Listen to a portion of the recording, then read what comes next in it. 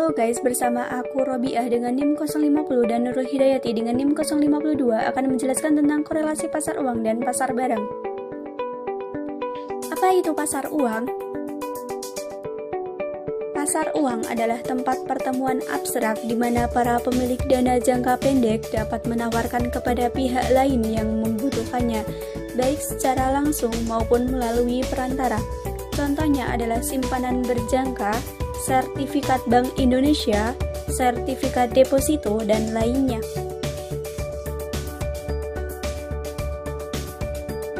Apa itu pasar barang? Pasar barang atau pasar komoditas merupakan proses interaksi antara permintaan dan penawaran terhadap barang dan jasa. Dalam sistem perekonomian tertutup, permintaan utama berasal dari sektor rumah tangga sebagai konsumen atau pembeli dan pemerintah selaku produsen atau penjual. Korelasi antara pasar uang dan pasar barang dijelaskan menggunakan Keynesian makroekonomi model ISLM ini direpresentasikan dengan menggunakan grafik di mana kurva IS dan LM berpotongan menunjukkan keseimbangan jangka pendek antara suku bunga dan juga output. Kurva IS menyatakan hubungan antara tingkat suku bunga atau R dan pendapatan nasional atau Y yang muncul di pasar barang dan jasa. Investasi yang direncanakan tergantung pada tingkat bunga. Kenaikan tingkat bunga menyebabkan investasi yang direncanakan turun. Sebaliknya, menyebabkan pendapatan turun dan kurva IS miring ke bawah.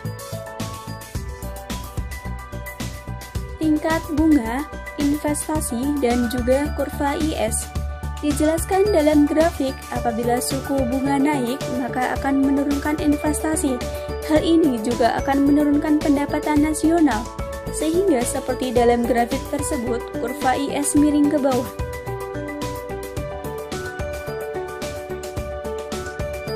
Pengaruh perubahan kebijakan fiskal terhadap kurva IS.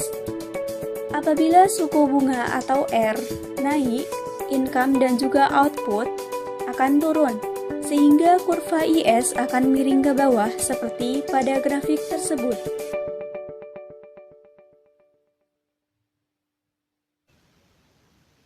Kurva LM.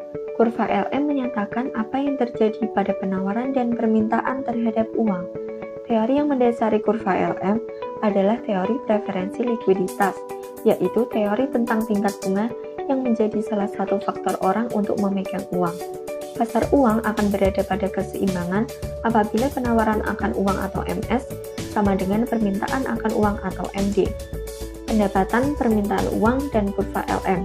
Ketika pendapatan mengalami kenaikan sebesar Y1 ke Y2, maka akan mengakibatkan kenaikan permintaan uang, sehingga kurva MD bergerak ke kanan. Hal ini juga mengakibatkan kenaikan tingkat bunga dari R1 ke R2. Ketika pendapatan mengalami kenaikan, maka mengakibatkan kenaikan tingkat bunga pula. Selanjutnya, kebijakan moneter menggeser kurva LM. Bank sentral melakukan pengurangan money supply atau MS dari M1 ke M2. Hal ini mengakibatkan keseimbangan MS mengalami penurunan dari M1P ke M2P. Penurunan pada keseimbangan penawaran akan uang real membuat kurva LM bergerak ke atas dan sebaliknya. Selanjutnya yaitu equilibrium dalam model ISLM. Pada grafik tersebut diketahui hubungan antara kurva IS dan kurva LM yang menunjukkan secara simultan keseimbangan pada pasar barang dan pasar uang untuk memberikan nilai pada pengeluaran pemerintah, pajak, penawaran uang, dan tingkat harga. Terima kasih.